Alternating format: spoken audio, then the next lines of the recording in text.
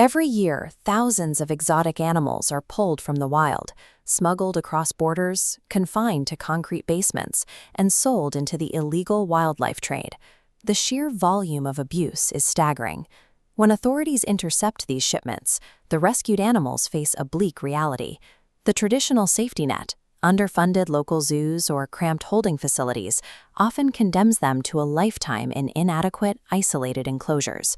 Now, a colossal complex in India called Vantara is attempting to rewrite that ending.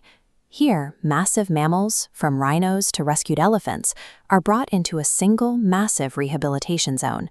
There are no ticketing booths for public entertainment. The entire campus is engineered for a single purpose: to dismantle and rebuild how the world handles severe wildlife trauma.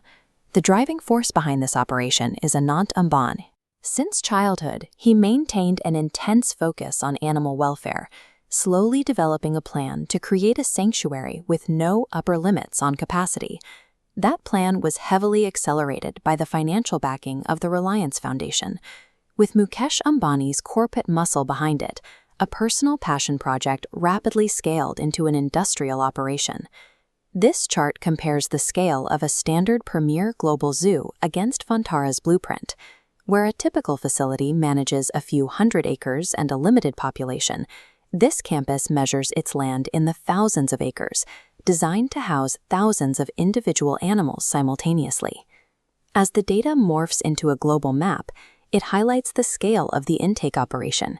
Filling a sanctuary of this size requires an active, constant supply chain, pulling wildlife from abusive circuses, collapsed private collections, and complex international routes across the planet directly into India.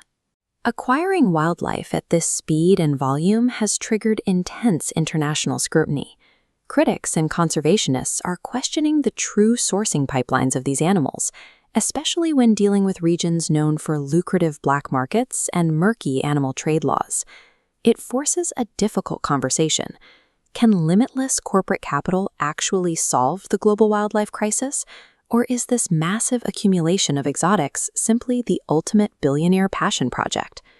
To understand how they are attempting it, you have to look at where it is built. The project is rooted in Jamnagar, Gujarat. The region offered the most critical asset for a mega sanctuary: space. Thousands of acres of largely undeveloped terrain allowed planners to draft enormous greenbelts. The foundational rule of the design was the complete elimination of iron cages.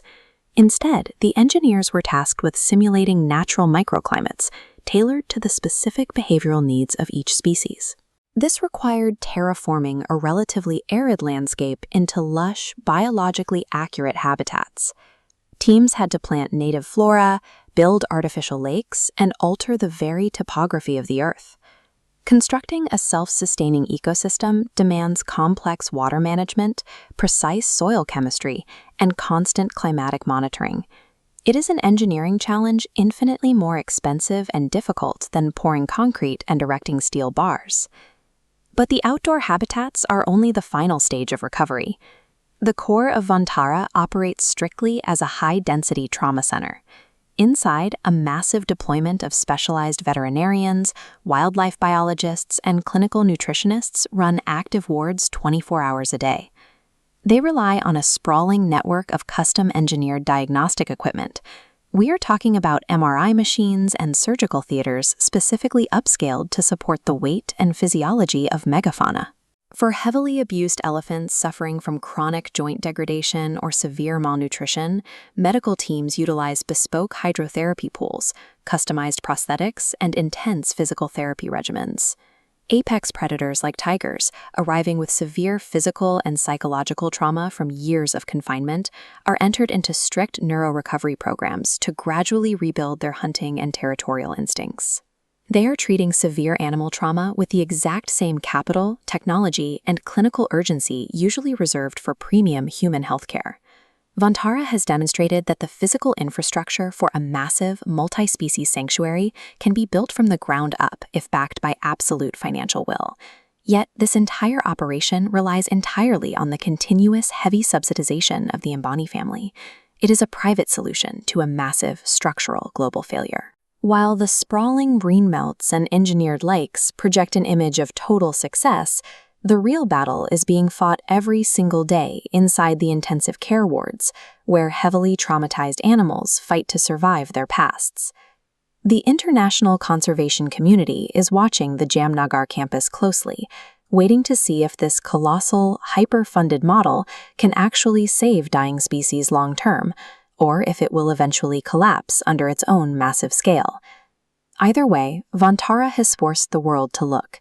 It has established a staggering, highly debated new standard for how we treat broken wildlife.